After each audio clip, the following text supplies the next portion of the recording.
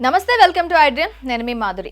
కోల్కతా హత్యాచార ఘటన తరువాత ఓవైపు సిబిఐ విచారణ కొనసాగుతున్నప్పటికీ దేశవ్యాప్తంగా నిరసనలు, ఆందోళనలు తీవ్ర రూపం దాల్చుతున్నాయి. అత్యాచార ఘటనలను తమ ప్రభుత్వం ఏమాత్రం సహించబోదని పశ్చిమ బెంగాల్ ముఖ్యమంత్రి మమతా బెనర్జీ స్పష్టం చేశారు.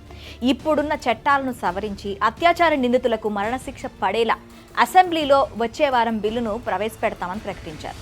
ఆ బిల్లును గవర్నర్ ఆమోదం కోసం పంపుతామని, దానికి ఆమోదం లభించకపోతే రాజ్ భవన్ బయట నిరసన తెలుపుతామని హెచ్చరించారు. తృణమూల్ కాంగ్రెస్ ఛత్ర పరిషత్ విద్యార్థి విభాగం ఆవిర్భావ దినోత్సవంలో దీదీ పలు కీలక వ్యాఖ్యలు చేశారు. అత్యాచార నిందితులకు మరణశిక్ష విధించేలా కేంద్రంపై ఒత్తిడి తెచ్చేందుకు శనివారం నుంచి రాష్ట్ర స్థాయిలో తృణమూల్ పార్టీ ఉద్యమం చేపడుతుందని ప్రకటించారు. కోల్కతాలోని ఆర్జికర్ ఆసుపత్రిలో జూనియర్ వైద్యురాలిపై అత్యాచారం ఘటనపై నిరసిస్తూ ఆందోళన చేపట్టిన జూనియర్ వైద్యులు వెంటనే విధుల్లో చేరాలని ఆమె విజ్ఞప్తి చేశారు. 16 రోజులుగా సిబిఐ కేసు విచారిస్తున్న న్యాయం జరగడం లేదని ఆవేదన వ్యక్తం చేశారు. అత్యాచార ఘటనపై భాజపా కుట్రపూరిత రాజకీయాలు చేస్తుందని, రాష్ట్రాన్ని అప్రతిష్ట పాలు చేస్తోందని ఆమె వాపోయారు. అత్యాచార నిరోధక చట్టాలను కేంద్రం కఠినంగా అమలు చేయాలని డిమాండ్ చేస్తూ లోక్సభలో ప్రైవేట్ మెంబర్ బిల్లును ప్రవేశపెడతామని పార్టీ నేత అభిషేక్ బెనర్జీ తెలిపారు. రానున్న 3-4 నెలల్లో మహిళలపై నేరాలకు సంబంధించి కాలపరిమితితో కూడిన చట్టాలను తీసుకురాకుంటే ఢిల్లీ వీధుల్లో నిరసనకు దిగుతామని హెచ్చరించారు. వైద్య విద్యార్థినిపై అత్యాచారం జరిగిన ఆర్జికర్ వైద్య కళాశాల ఆసుపత్రి మాజీ ప్రిన్సిపల్ సందీప్ ఘోష్పై భారత వైద్య సంఘం IMA సస్పెన్షన్ వేటు వేసింది. అత్యాచారంపై సిబిఐ విచారణ జరుగుతున్న నేపథ్యంలో ఈ చర్య తీసుకోవడం గమనార్హం. ఆర్జికర్ ఆసుపత్రిలో ఘటనలో బాధితురాలికి త్వరగా న్యాయం చేయాలని మమతా బెనర్జీ సినీ నటి, బీజేపీ ఎంపీ హేమామాలిని విజ్ఞప్తి చేశారు. బెంగాల్లో చాలా పెద్ద తప్పు జరిగిందని, ఈ ఘటనపై ఆలస్యం చేయడం సబబు కాదన్నారు. మమతాజీ, వీలైనంత త్వరగా న్యాయం చేకూర్చేందుకు చర్యలు తీసుకోవాలని మిమ్మల్ని అభ్యర్థిస్తున్నా. జూనియర్ వైద్యురాలి మృతికి బాధ్యులైన వారికి కఠిన శిక్ష పడాల్సిందే అంటూ హేమమాలిని కోరారు. ఇకపోతే అత్యాచార ఘటనలో నిందితుడు సంజయ్ రాయ్ తరపున కవితా సర్కార్ అనే మహిళా న్యాయవాది వాదనలు వినిపించనున్నారు. కోర్టులో అతడి తరపున వాదించేందుకు ఏ అడ్వకేట్ కూడా ముందుకు రాలేదు. దీంతో ఆ బాధ్యతలను కవితా సర్కార్ కు అప్పగించారు.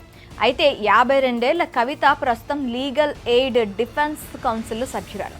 సాధారణంగా కేసు విచారణ కోసం ఫీజులు చెల్లించలేని స్థితిలో ఉన్న వారి కోసం గానీ, వాదించేందుకు ఏ న్యాయవాది ముందుకు రాని పరిస్థితుల్లో గానీ ఈ కౌన్సిల్ న్యాయపరమైన సాయం చేస్తుంది.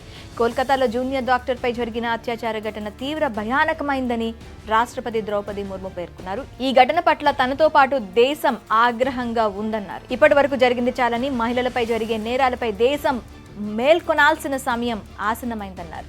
కోల్కతాలో విద్యార్థులు, వైద్యులు, ప్రజలు నిరసనలు తెలియజేస్తుంటే నేరస్తులు వేరే చోట్ల సంచరిస్తూనే ఉన్నారని, బాధితుల్లో కేజీ చదివే చిన్నారులు ఉన్నారని ఆమె ఆవేదన వ్యక్తం చేశారు.